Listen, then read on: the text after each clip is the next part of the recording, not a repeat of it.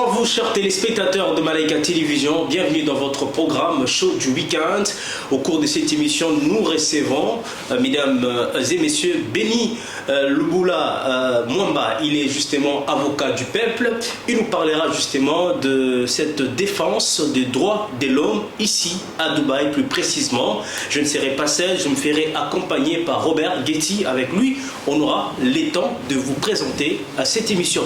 D'emblée déjà, nous allons dire bonjour à Robert Getty. Bonjour Patient Baraka, vous allez bien? Tout va très bien. Voilà, donc bonjour à tous les téléspectateurs de Malaika Télévision. Bonjour à tous les téléspectateurs de BND TV qui nous suivent partout à travers le monde sur les réseaux sociaux. Et nous vous remercions. Pendant votre séjour à Dubaï, on a pu réaliser beaucoup d'émissions. Et nous sommes très heureux et très contents aujourd'hui de recevoir le président national de l'Action universelle pour la défense des droits de l'homme, en sigle la Ligue des dignitaires internationaux. C'est AUDH. Donc, monsieur Béni Luboula va nous donner plus de précisions tout à l'heure.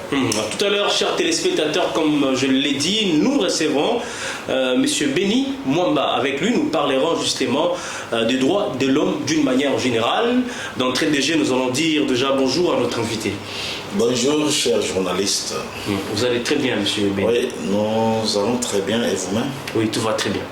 Alors, avec vous, nous parlerons des droits de l'homme, d'une manière générale, les formations qui sont prévues justement en cours ici à Dubaï, les participants, et également on parlera des dignitaires internationaux. Nous reviendrons dans cette organisation en rapport avec la déclaration des droits de l'homme, on y reviendra, et les quelques difficultés qui sont observées dans l'application des droits de l'homme. À tout de suite. Alors, de retour sur ce plateau, merci à vous pour l'attention soutenue. Mais d'emblée déjà, notre invité, Béni Mwamba, une petite présentation de vous en dehors, en tant que défenseur du peuple, en tant que justement formateur. Vous avez assisté à plusieurs formations et donc aujourd'hui, vous nous donnez une restitution de ce que votre travail dans la société. Ok, merci beaucoup, chers journalistes, pour la question et je vous remercie aussi pour l'invitation. C'est une opportunité que moi j'appelle une aubaine qui va me donner l'occasion de communiquer avec tous nos compatriotes à travers le monde. Comme vous êtes journaliste à Malaika TV, je salue déjà en passant tous nos activistes des droits de l'homme dans la province du Haut-Katanga et je salue le procureur général du parquet général près la cour d'appel du Haut-Katanga. Concernant moi d'abord la personne physique, je m'appelle Béni Luboula Mwamba. Je suis le président national de l'Action universelle pour la défense des droits de l'homme et de la Ligue des dignitaires internationaux des droits de l'homme. Pourquoi? Parce que vous allez constater dans les affiches qui sont par-ci par-là, ici à Dubaï, on parle de deux choses à la fois. On parle de la formation des défenseurs des droits de l'homme et la formation des dignitaires internationaux des droits de l'homme.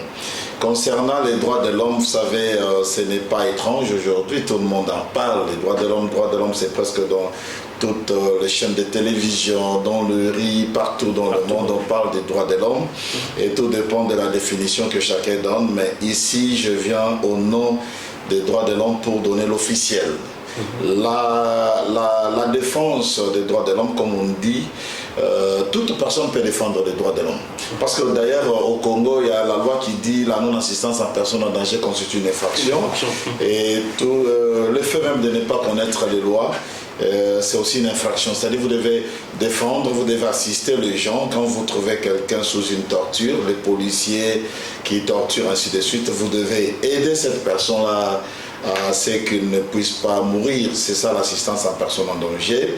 Alors nul n'est censé ignorer la loi, là c'est la loi qui le dit. Nul n'est censé ignorer la loi, nul n'est au-dessus de la loi. Concernant les droits de l'homme, c'est très complexe parce qu'il y a beaucoup de prétextes. Il y a ceux-là qui pensent que le droit de l'homme, c'est juste un groupe des individus. Il y a ceux-là qui pensent que le droit de l'homme appartient aux gens abandonnés, délaissés. Non, c'est faux. Les droits de l'homme, c'est un grand instrument juridique qui protège l'humain et qui l'aide à entrer, à intégrer une dimension plus élevée de la vie humaine. Par la définition, on nous dit que le droit de l'homme, c'est l'ensemble des prérogatives et des facultés reconnues à l'homme et garanties par les instruments juridiques pour assurer l'épanouissement intégral de l'homme. Chers journalistes, vous allez comprendre avec moi que sans les droits de l'homme, c'est difficile de vivre. Pourquoi? Parce que les droits de l'homme s'attachent avant tout à l'être humain. Dans nos termes, on dit les droits de l'homme sont inhérents, les droits de l'homme sont universels, les droits de l'homme sont interdépendants. C'est-à-dire on ne peut pas voir une personne sur cette terre ou sous le ciel vivre sans ses droits. C'est une chose impossible. Et souvent, vous savez, comme vous m'avez présenté, je suis un moniteur international des droits de l'homme, mais je forme presque dans le monde entier. Et aujourd'hui, on est avec vous à Dubaï et vous comprendrez que les droits de l'homme n'ont pas de frontières. Il n'y a pas de frontières. La session a commencé depuis hier. Nous sommes dans la grande salle de l'hôtel, du Grand Hôtel d'ici à Dubaï. Alors vous comprendrez que hier, il y avait beaucoup de gens et je crois que nous serons avec vous, je ne sais pas aujourd'hui, demain, vous viendrez prendre des images. Et vous comprendrez que le droit de l'homme n'a pas de frontières. Les droits de l'homme, c'est partout. Il y a l'humain, on parle des droits de l'homme. Concernant la deuxième définition des droits de l'homme, on nous dit que les droits de l'homme, c'est l'ensemble des droits que tout un chacun de nous possède. Du seul fait qu'il soit être humain. C'est-à-dire le seul fait que tu sois inhumain, tu as tes droits. Et les droits-là sont protégés par des instruments juridiques au niveau national, régional et international. Je donne l'exemple de quelques instruments parce que je sais vous parlerez des tortures, vous parlerez de beaucoup. Mais avant d'aller à nos prérogatives, laissez-moi un peu décorer. Alors, merci. On va y aller, ok, on va y aller comme ça. Merci à tous les téléspectateurs. Vous allez comprendre tout de suite, on va baigner à comprendre l'état de droit, comprendre le droit de tout un chacun d'un citoyen dans le monde d'une manière générale. Alors la question, avant que je ne donne la parole à Hergé, la question serait posée à notre défenseur qui est sur ce plateau, c'est de savoir est-ce vraiment le droit de l'homme est respecté en Afrique? Ok, les droits de l'homme, si les droits de l'homme sont respectés, la première des choses, je dis oui. Pourquoi? Parce que nous sommes en train de tenir cette émission. Le fait de participer et de venir à votre plateau, sur votre plateau intervenir, c'est déjà un droit que nous exerçons parmi les droits de l'homme. Si je peux poser la question à mes frères journalistes, caméramens, tout le monde ici dans le studio, qui a mangé depuis le matin, tu verras que plusieurs ont mangé. Le fait de manger, c'est les droits de l'homme. Qui a bu de l'eau, le fait de boire de l'eau, c'est les droits de l'homme. Tu as qui a une femme, le fait d'avoir une femme, c'est les droits de l'homme. C'est-à-dire les droits de l'homme, avant qu'on touche les droits économiques, il y a les droits civils et politiques. Les droits civils, c'est ça les droits préliminaires, c'est ça les droits prioritaires, c'est ça les droits de la première génération, parce que nous avons 3 générations.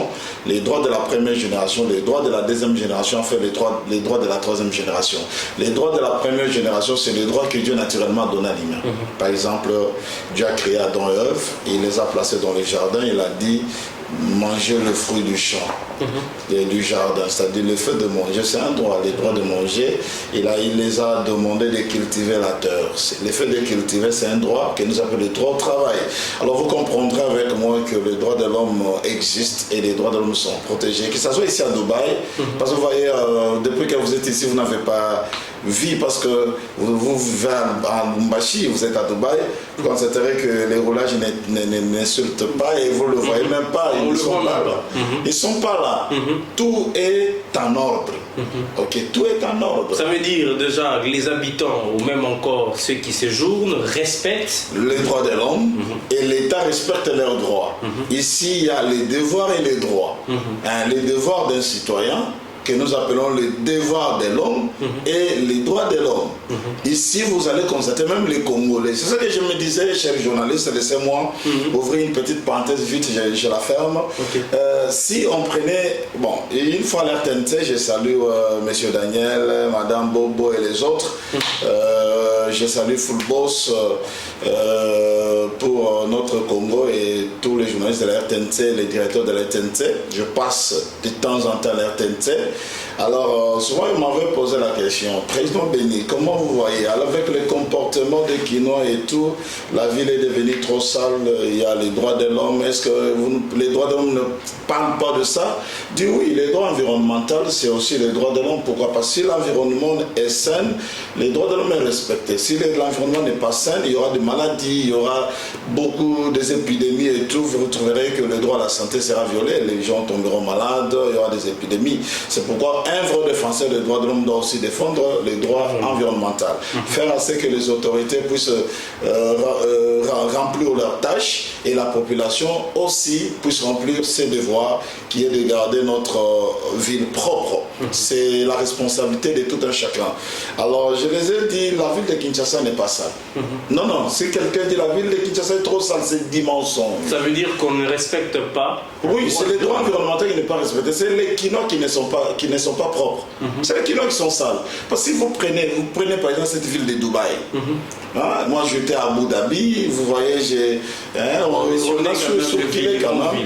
Vous allez trouver que quand vous regardez d'abord la ville de Dubaï, vous regardez Dubaï, vous trouvez que chaque chose est à sa place.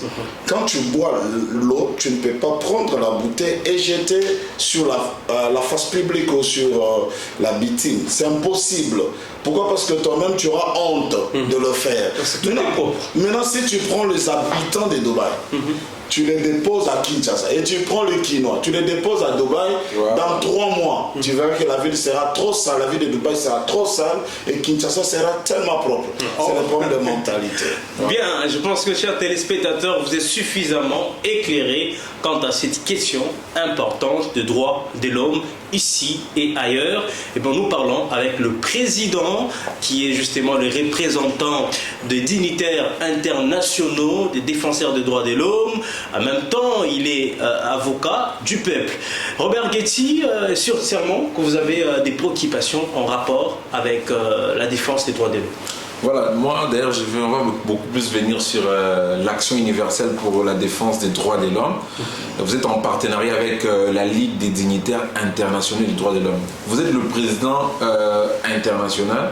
Alors dites-nous, comment vous êtes venu à être président? Il y a une élection, c'est votre propre idée, vous vous nommez président, il y a un mandat ou bien un peu d'éclaircissement sur ça? Une question très pertinente. Je suis le président international parce que nous sommes déjà au-delà de nos frontières. Je travaillais depuis 2015 où j'étais déjà nommé comme le président national. Avant d'être là, je viens de quelque part. J'ai une histoire. Oui, il y a une histoire.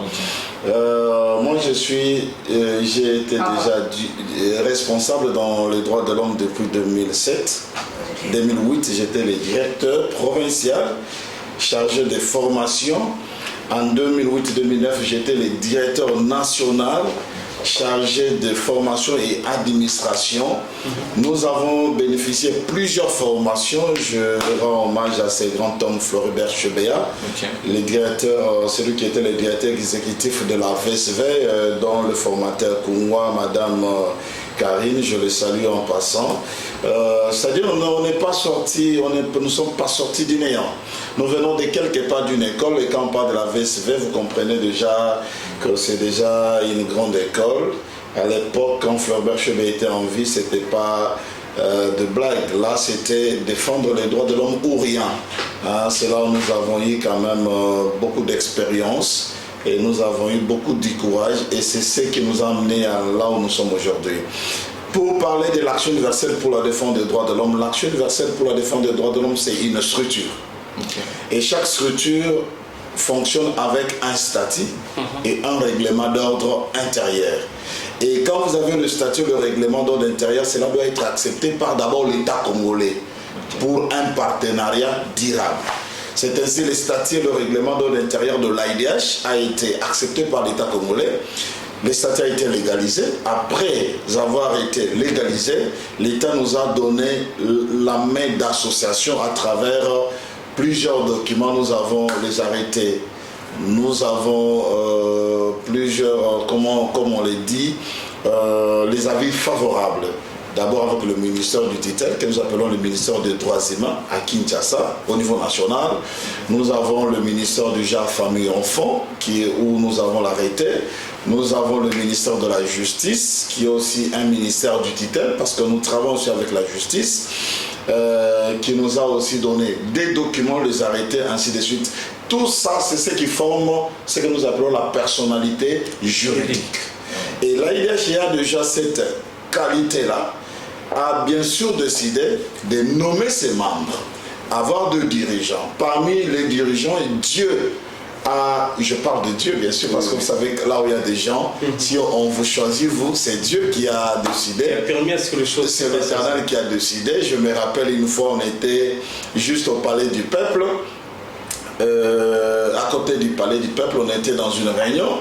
Et tout le monde décide, là nous sommes en 2014, ils disent, à l'époque j'étais directeur, vous ne trouvez pas que c'est important que vous puissiez prendre les bâtons de commandement, parce que ça serait important, que vous puissiez quand même imprimer la vraie vision sur le droit de l'homme. Bon, comme c'était mon souci, c'était une vision que j'avais depuis mon enfance, je vous informe. Aujourd'hui on me voit avec le cheveu blanc. Il y a 10 ans, je n'avais pas ces cheveux blancs. Il y a 12 ans, 13 ans, 14 ans, quand j'étais encore directeur, je n'étais pas ce que je suis aujourd'hui.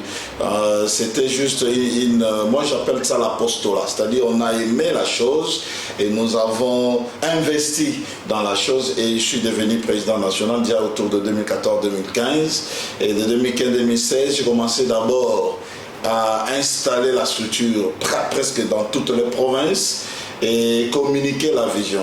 Voilà pourquoi aujourd'hui, je ne regrette pas pour avoir été choisi cette fois-là. C'est pour un mandat de combien de temps? Oui, pour le président national que je suis, on jouit d'un mandat bien sûr de 5 ans renouvelable plusieurs fois. Okay. Mais pour les autres membres de la coordination, par exemple les cordons qui sont nommés maintenant par moi, parce que là, les statuts donnent la ligne de conduite, les règlements d'ordre intérieur viennent sanctionner. Vous comprendrez qu'il y a ceux-là qui sont nommés juste pour 3 ans, renouvelables plusieurs fois, et tout dépend de la manière qu'ils travaillent. Et il y a des dignitaires internationaux que nous toucherons aussi sur là. Mais là, je réponds d'abord à ce qui concerne les défenseurs des droits de l'homme et de la structure AIDH, dont je suis le président national et international. Aujourd'hui, c'est moi le numéro 1. Pourquoi? Parce que si vous prenez ma carte, je porte un numéro spécial qui est A001/ABLAM. C'est-à-dire, c'est les numéros qui me donne le pouvoir de décider au nom de l'AIDH et de nommer certains collaborateurs qui ont aussi des mandats internationaux comme moi. Ok. Alors, pour finir, vous organisez une session spéciale ici à Dubaï pour les défenseurs des droits de l'homme et dignitaires internationaux des droits de l'homme. Vous êtes venus jusqu'ici. Souvent, quelle est la différence? J'allais poser les activistes des droits de l'homme, ils sont aussi de la société civile, c'est ça? Ah, vous voulez savoir la différence qui existe entre la société civile et les structures des droits de l'homme. Mais je vais pousser ta question un peu très loin. Okay. La différence qui existe entre le ministère des droits humains, les structures des droits humains et la société civile. Ouais. Ça c'est bien. Oui, il y a une grande différence entre le ministère des droits humains et nous. Le ministère des droits humains, c'est un ministère. Ce n'est pas l'organisme comme l'AIDH. L'AIDH fonctionne comme les centres Carter, vous connaissez, les centres Carter des Américains. Il y a Human Rights Watch qui fonctionne comme nous. Il y a par exemple, il y a beaucoup de structures qui fonctionnent au niveau international. C'est comme ça que l'AIDH n'est pas national. L'AIDH, ce n'est pas une branche du ministère des droits humains. Non, je vais éclaircir ça, que les auditeurs comprennent ça. Le ministère des droits humains, c'est un ministère de l'État congolais. Ce ministère est national. Le ministère n'est pas international. Pourquoi? Parce que le ministère fonctionne conformément aux lois de la République démocratique du Congo, avec des prérogatives bien limitées. C'est-à-dire, celui qui est agent au ministère des droits humains, il n'est pas forcément défenseur des droits de l'homme, c'est un agent au ministère des droits humains.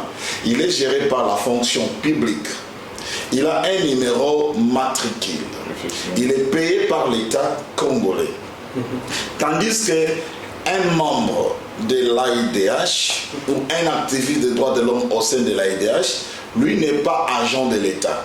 C'est un défenseur des droits de l'homme qui a une carte universelle, une carte biométrique internationale qui l'aide à aller partout dans le monde et se présenter comme tel. Se présenter comme qui? Comme défenseur des droits de l'homme international. Il a un mandat très large.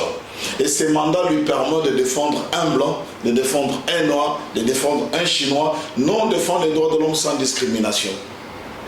Que ça soit lié à l'ethnie, race, religion, non, on ne connaît pas ça. Nous, on défend l'humain. Quand on parle de l'humain, c'est notre devoir de les défendre. Alors, concernant la société civile, la société civile, pour votre compréhension, ce n'est pas l'amanation d'une personne. Ce n'est pas une personne qui dit « moi, je suis le responsable d'une société civile, je constitue une société civile ». Non, la société civile, c'est l'ensemble des organismes, des ONG, des ASBEL. Quand on parle de l'ASBEL, c'est l'association sans but lucratif, les églises, les secouristes, les ONG de développement, par exemple l'agriculture, toutes ces ONG-là, toutes ces églises-là forment ce que nous appelons la société civile. C'est une société civile, pour ne pas dire société étatique. C'est une société civile et chaque société civile fonctionne avec la bénédiction de l'État. Pourquoi? Parce que l'État congolais soutient la société civile pour son existence. Et les ONG qui forment la société civile et les ASBEL des églises ont chacun des documents que l'État leur donne pour l'autorisation de fonctionner, que ce soit au niveau provincial, au niveau national ou au niveau international. Maintenant, la différence dans la société civile, il y a des structures qui sont reconnues au niveau national et international. Il y a aussi des structures qui sont juste au niveau local. Il y a des structures qui fonctionnent au niveau du territoire. Ces structures-là ne sont pas connues au niveau de la province. Je vais aller très loin. C'est-à-dire une structure qui a été créée et qui fonctionne avec l'autorisation du bourgmestre, par exemple. Cette structure-là fonctionne juste pour la commune. Il y a aussi des structures qui fonctionnent pour un territoire. Par exemple, on dit le territoire de Tchéla. Cette structure est toujours à Tchéla. Hein, tu vois, les cantonniers, les gens qui arrangent des routes, quelqu'un qui a créé juste une structure pour aider les ressortissants de là, aider tout. Il y a aussi des structures qui fonctionnent, par exemple, au niveau provincial, par exemple dans les Bas-Congo, dans les Congo central, ainsi de suite. Alors ces structures-là fonctionnent dépendamment des papiers, des documents qu'on les a donnés par l'État congolais. Et très loin, il y a aussi des structures qui fonctionnent au niveau national. Je vais donner l'exemple de ces structures-là. Par exemple, une structure qui milite pour, par exemple, la sous-traitance. Par exemple, la sous-traitance. C'est une structure qui travaille sur la sous-traitance. Il y a des structures qui travaillent avec l'agriculture communautaire. Tu vois, il a créé une structure, c'est une ONG de développement. Et cette ONG-là aide juste les mamans marchères, c'est-à-dire les mamans là qui vendent, ils viennent, ils achètent des fruits, des tomates, des pommes, ainsi de suite. Et à la fin, on les aide, aider les développements. Vous comprenez? Voilà. Alors, d'où proviennent pour finir par là, d'où proviennent les financements des structures des droits de l'homme? Parce que vous êtes tout le temps en avion, dans les hôtels, vous n'êtes quand même pas venu gratuit, vous êtes là-bas à Al-Khalid Grand Hôtel, il faut payer la salle, il faut tout ça. Il faut la mobilisation. D'où proviennent le fonds en termes de finances? Comme je disais que nous, on vient d'une grande école. On ne vient pas aujourd'hui, on est là il y a longtemps. La première des choses, d'abord, c'est l'amour. C'est ça le secret que je vais donner, parce que beaucoup de gens disent le président Béni doit nous dire réellement d'où vient tout ce qu'il a. Tu vois, la première des choses, c'est l'amour, la deuxième des choses, c'est la patience, et la troisième des choses, c'est le travail. Quand vous aimez ce que vous faites, je vous donne un exemple, cher journaliste. Il y a 10 ans, j'étais dans la forêt équatoriale à Indolo. Dans un endroit où il n'y avait pas de réseau, accompagné de 2 activistes des droits de l'homme venant de l'Europe. Il y avait Camille qui venait de la France et il y avait aussi Emilia qui venait de l'Autriche. Ils étaient de blancs et quand on parle là, ce sont des femmes. Et à leur jeune d'âge, fleur de jeune d'âge, ils étaient encore, ils pouvaient faire tout. Mais ils ont accepté d'être défenseurs des droits de l'homme et faire le bénévolat. Ils ont quitté l'Europe, arrivé au Congo, et on a été avec eux, on a travaillé à Boma. Boma, c'est au Congo central. On a été avec eux à Kinshasa, nous avons travaillé. On devrait aller maintenant vers cette vraie population vulnérable. Toucher le vrai vulnérable, les gens qui doivent bénéficier de notre assistance juridique, les défendre. Par contre, on parle des droits de l'homme. Les droits de l'homme, ce n'est pas simplement passer à la télévision comme nous le faisons. Les droits de l'homme, c'est aller aussi sur terrain. Vous savez, les gens qui me connaissent beaucoup me lisent sur France 24, me voient partout, par-ci, par-là. Mais plusieurs qui ne m'ont jamais approché, ils se disent, je ne sais pas, c'est un monsieur qui vient, je ne sais pas, du ciel ou quoi. Non, nous avons une histoire. On descend, là nous sommes en 2013, on va à Indolo. Arrivé à Indolo, on porte nos sacs. Et à Indolo, comment? Là, il n'y a pas des véhicules qui y vont, non, il n'y a pas des avions. On prend l'avion jusqu'à Inongo. À partir de Inongo, on prend des motos qui dirigent vers le lac. Arrivé là-bas, nous sommes dans le pirogue faisant la rivière là qu'on appelle lac, rivière Kassai, monter jusqu'au niveau de Dibaïlouboué à droite, si je n'oublie pas, à gauche. On a traversé, arrivé là-bas, on entre dans une petite rivière qui nous amène maintenant vers un petit port, et à partir de là, on fait le pied. Parce qu'il n'y a pas de route où on peut prendre ni vélo ni moto. Pendant 2 heures du temps, avec nos sacs au dos, et là mes côtés de blancs qui ont compris la vie plus que moi, qui sont dans la bonne vie, parce que quelqu'un qui quitte la France, Paris, il ne faut pas me dire ou me faire croire qu'il souffrait là et c'est la souffrance qui a fait qu'il vienne pour être activiste. Non, c'était le cœur, l'humanisme, l'amour de défendre les droits de l'homme. Et arrivé là, vous voyez, vous faites 2 heures du temps de marche et arrivez fatigué, et vous dormez où? Pas dans le lit, hein, mais vous dormez sur des nattes, dans une maison qu'on appelle cabane, où il n'y a pas de porte. Vous vous demandez, mais la nuit, le serpent peut entrer. Tu n'as pas peur du serpent, tu n'as pas peur du danger. Pourquoi? Parce que tu as l'amour de défendre les droits d'une personne violée. Et les matins, après avoir visité les cachots de l'endroit, c'est là qu'on a compris l'importance de notre présence, parce qu'on avait trouvé les cachots dans les cachots. Hein, vous trouvez dans un cachot, on a mis bien sûr un autre cachot dedans, c'est-à-dire on a construit une autre case là où personne ne peut se tenir debout. Là-dedans, vous êtes tous soit en dormant ou soit à genoux. Vous comprenez, quand on a découvert ça, j'ai appelé le capitaine que je trouvais là, de la police. J'ai dit, mais monsieur, tu es hors du commun. Ce que tu fais, c'est hors du commun. Parce que comme étant humain, tu ne peux pas faire souffrir un autre humain insemblable comme toi. Après ma défense, l'amigo a été d'abord scellé. Tout le monde a été libéré, l'amigo a été scellé, le capitaine a été arrêté par l'auditorat et c'est un bon travail. C'était prévu qu'on fasse 5 jours et j'avais demandé qu'on puisse multiplier, faire 14 jours. Et je vous dis, ce sont des choses réelles et des choses impossibles. Pendant 14 jours, on a aidé plusieurs villageois et on les a juste aidés à comprendre qu'on n'est pas différents. Tous les êtres humains naissent libres et égaux, en dignité, en droit. Vous pouvez me voir, tu vois la veste, tu vois ma montre, tu vois les téléphones, tu dis « Ah, ce téléphone-là coûte combien ?» et c'est un téléphone. Non, c'est pas ça qui est important. Ce qui est important, c'est l'humain.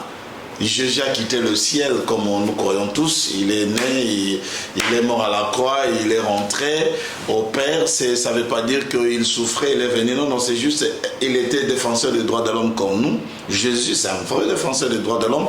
Allah, c'est un vrai défenseur des droits de l'homme. Vous comprendrez que les droits de l'homme, d'abord, c'est à la divinité que les droits de l'homme commencent. Alors, concernant le financement, ce n'est pas d'abord le financement qu'on met devant. La première des choses, c'est l'amour. La deuxième des choses, c'est le travail. Vous ne pouvez pas bien travailler si vous n'aimez pas ce que vous faites. Parce qu'il y a des déceptions des fois. Il y a les hauts, il y a les bas. Il faut aimer. Quand vous aimez, Dieu bénit. Aujourd'hui, les gens qui ont beaucoup d'argent, si vous demandez leur histoire, ils vous diront « j'aimais tellement ça, voilà, aujourd'hui ça paye ». Il y a des moments où je faisais des échecs. Et les échecs ne m'ont pas découragé. C'est comme un journaliste. Ouais. On demande à un journaliste, mais comment toi tu tiens debout?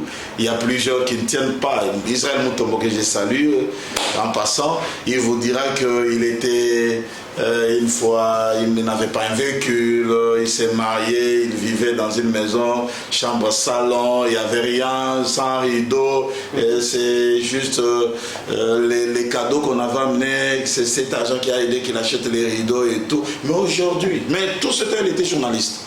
Il travaillait. Et aujourd'hui, il a créé Bossolo, la politique à Kin. Et il est aussi international parce qu'il s'occupe de... Il est un journaliste d'investigation. Nous les soutenons. Nous l'encourageons aussi d'aller loin et faire plus. Parce que aussi c'est les droits de l'homme. Alors aujourd'hui, je peux juste dire que c'est la patience qui a payé. Et on a beaucoup de partenaires. On n'a pas besoin de partenaires parce que moi-même, je suis premier partenaire des droits de l'homme. Je soutiens d'abord les droits de l'homme. Vous voyez, la salle est louée. C'est une salle où on paye chaque jour 500 dirhams. C'est dirhams, hein? Ouais, 500 dirhams qu'on paye chaque soir. Alors, en dehors de ça, vous allez trouver les jours de la collation, la TNT et tout, et Kinshasa va diffuser, tout. Ça veut juste dire, c'est d'abord l'apostolat, l'amour, et le reste vient après. Alors, bien dit, président Béni Luboula Mwamba, peut-être trois questions pour que nous puissions finir cette émission. Je vais fusionner toutes ces questions. La première, c'est, vous avez organisé cette session de formation à l'intention justement de toutes les communautés qui sont ici présentes à Dubaï. Je suis votre président national, je suis votre président international, je vous aime. Et pour tous nos collaborateurs d'ici, je salue d'abord vous-même. Merci beaucoup. Je vous aime beaucoup. Confiance, merci. Je vous aime beaucoup. Vous aimons aussi. Et aussi l'entreprise Maman Chimène. Et Maman Chimène, à travers les responsables, on a été avec eux. Non, je les ai dit, vous n'êtes pas simplement hommes d'affaires, vous êtes des humanitaires. Parce que vous faites ici, ça nous donne le droit de vous féliciter. Nous les félicitons pour ce qu'ils font à Dubaï, pour ce qu'ils ont fait et ce qu'ils continuent à faire et ce qu'ils feront. Nous les encourageons de faire plus. Et sans oublier mes proches collaborateurs. Ici, il y a M. Israël, je le salue. Il y a le pasteur Bethel, je le salue. Il y a le pasteur Papi Aiglon, je le salue. Il y a Papa Chouchou, je ne peux pas l'oublier. Je les salue aussi. Ils sont nombreux. La liste est longue. Papa Toubi, je ne peux pas l'oublier. Il est dans mon cœur. Ce sont les dignitaires internationaux des droits de l'homme à IDH ici à Dubaï. Pas simplement à Dubaï, c'est dans les États arabes unis. Alors nous sommes avec eux. Je suis leur président. Ils sont tellement chers pour nous. Et sans oublier ceux qui sont derrière le caméra. Vous voyez, cette beauté-là, vous voyez, ça vient de quelque part. Ils sont là. Je leur dis que je suis avec eux. Je vais les soutenir aussi dans les droits de l'homme. C'est important. Quand Dieu vous donne la signature, il faut donner l'opportunité à tous ceux qui veulent. À tout le monde. Si toi, c'est ceux-là qui veulent être avec vous. Je salue aussi les collègues Sylvain, qui est notre représentant de l'AIDH aux États-Unis, New York. Il y a aussi notre représentant de l'AIDH au Canada, Costa. Monsieur Costa, le directeur Costa, je te salue. Je pense que tu tomberas sur cette vidéo, le président Benitem. Nous sommes, je salue aussi ma famille qui est aussi à l'étranger parce que ma famille n'est pas au Congo. Ma famille, mes enfants étudient à l'étranger. Je salue toute ma famille et je les aime. On est ensemble. Voilà. Merci à vous. Nous recevions sur ce plateau spécial de Bossolo Nadouba et en partenariat avec Malaika Télévision le président international Béni Lubula Mwamba,